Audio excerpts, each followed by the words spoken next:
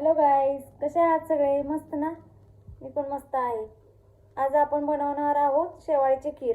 चला तर मग. त्यामध्ये आपण थोडेसे तूप टाकलेले आहे. त्यामध्ये आपण आता शेवाळ्या घालणार आहोत.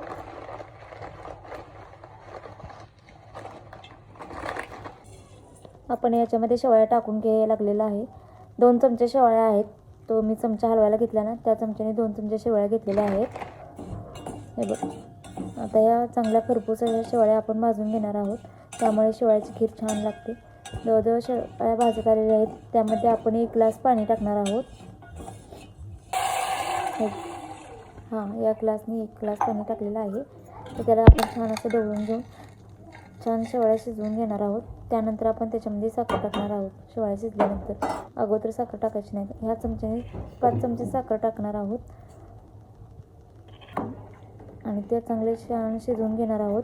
आणि शेवाळ्या थंड झाल्यानंतर त्याच्यामध्ये आपण दूध टाकणार आहोत, जेणेकरून आपल्या शेवाळ्या फाटणार नाहीत. तूप टाकल्यामुळे शेवाळ्याची खीर फाटते. बऱ्याच जणांची खीर फाटत असेल. गॅस बंद केलेला होता आणि शेवाळ्या थंड झाल्यानंतर आपण थंड दूध त्यामध्ये ओतलेलं आहे. खाण्यासाठी शेवाळ्या तयार झालेल्या आहेत. या मग खायला. माझे व्हिडिओ तुम्हाला आवडत असतील तर लाईक करा, कमेंट करा, शेअर करा. असेच नवनवीन व्हिडिओ पाहण्यासाठी चॅनलला सबस्क्राईब पण करा. धन्यवाद.